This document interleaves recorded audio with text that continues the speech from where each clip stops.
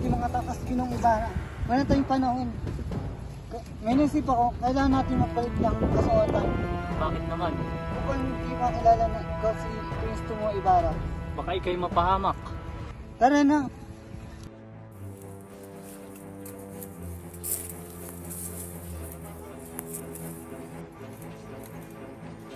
Ano sila Ibarra? Sumasakit naman ka!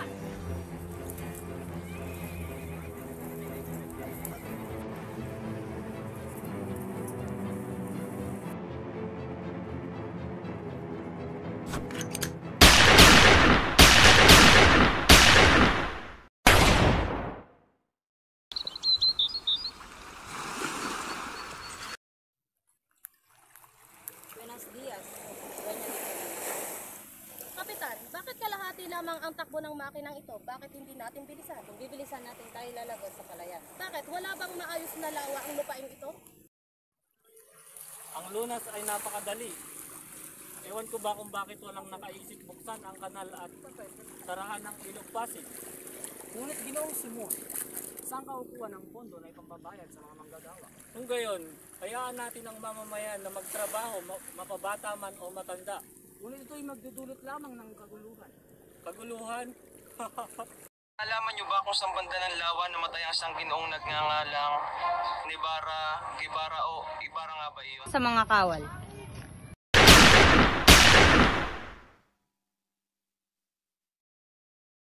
Labing-tatlong taon na nangyari yun. Kapitan, nasaan ang kanyang katawan? Kasama sa libing ng kanyang ama. Na kay Laymay, walang magiging magandang libingan ang mga pilibustero.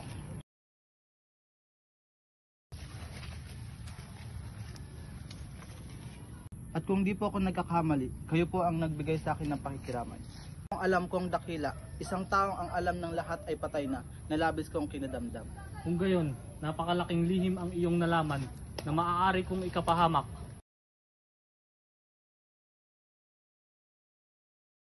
Totoo nga ako'y naparito, ilang taon na ang nakakalipas. Ngunit nakatanim pa rin ang lason sa aking isipan. Nagkakamali ka, Senyor Simon. Kung hindi nag-aral ng wikang Kastila ang mga kabataan, hindi tayo papakinggan ng pamahalaan. Ngayon, kung iyong nanaisin, kay sumama sa aking mga plano. Pag-iisipan ko, Ginoon. Huwag niyong pagdulutan niyang gobernador, general! Ang mga namumuno sa kanila ay mga binata, radikal ang pag-iisip. Isa na rito ang estudyante ni Padre Fernandez. Si Sagani ay mabuting estudyante. Sa tingin ko ay dapat pagbigyan ng mga estudyante. Ano sa palagay mo, Simon? Alalahanin niyo po, General, na ang wikang makapangyarihan na maaari nilang gamitin laban sa pamahalaan. Obres, estudyante.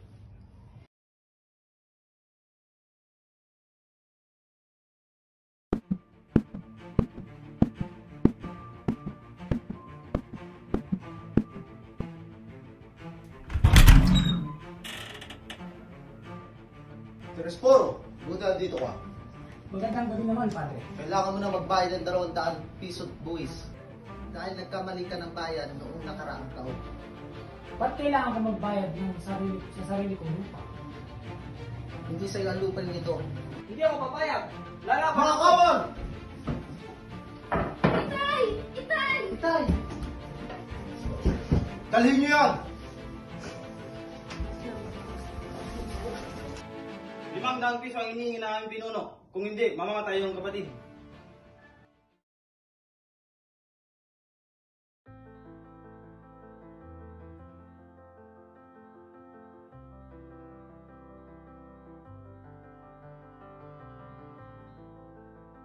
Ano nga ba ang nangyayari sa bansang ito? Tila ang hina ng pangangalakan, hindi na tayo umaasenso.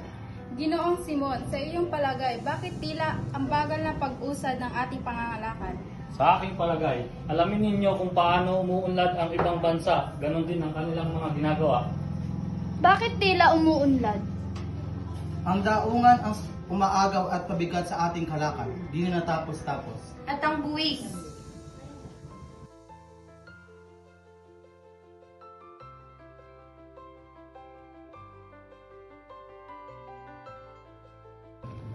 Ginoong Simon, nais kong makausap kita kahit saglit. O Placido, di ko na kaya ang pagmamalupit at pag-abuso ng mga praile. Nais kong pumunta ng Hong Kong at pagbalik ko, lalabanan ko sila. Para ano? Para ano pa? Kung gayon, sumama ka sa akin.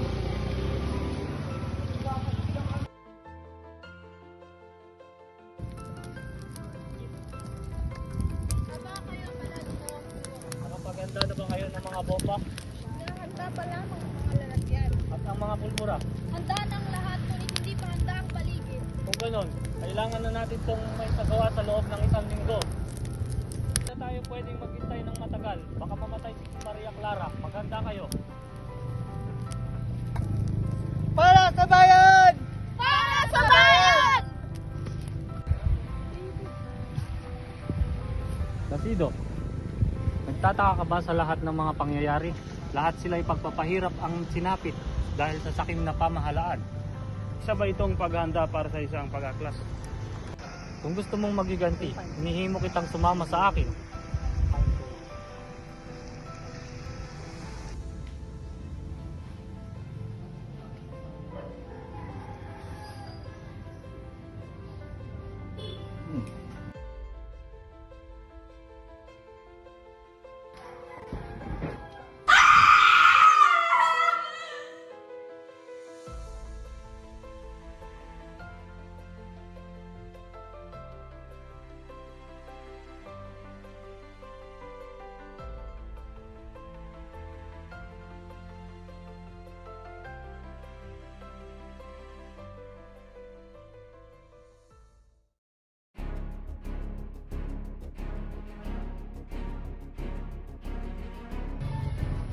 Pinatanggal na ang bisa ng mga pastil na ito.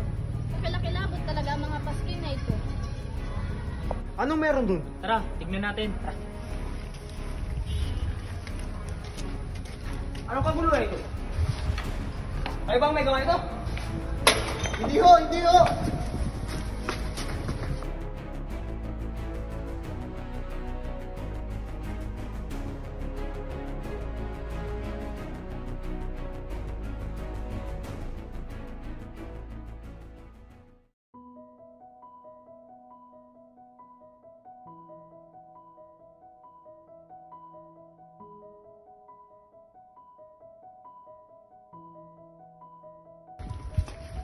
Magandang araw, Ginoo.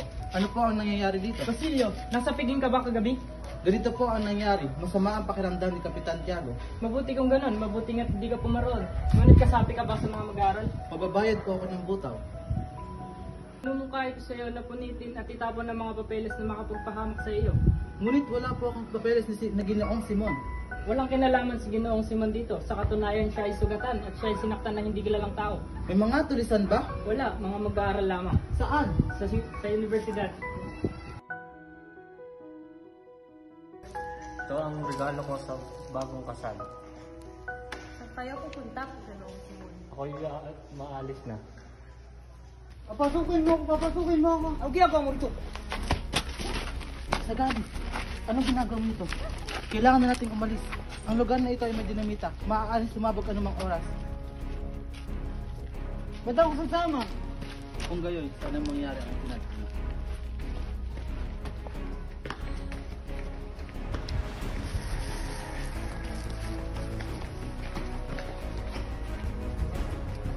Abong na ako ganakaw.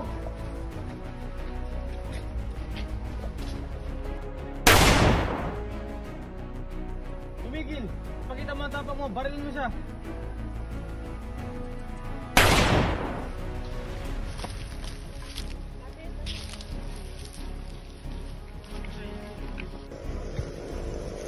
Katalapon.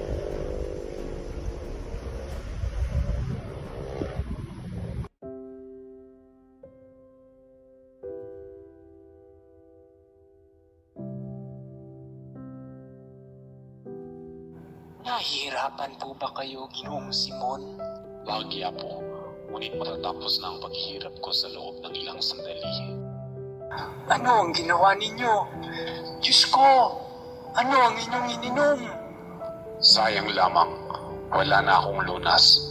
Ano ang ibig ninyong gawin ko pag sumapit ang ikawalo? Patay o buhay? Patay o ngunit buhay?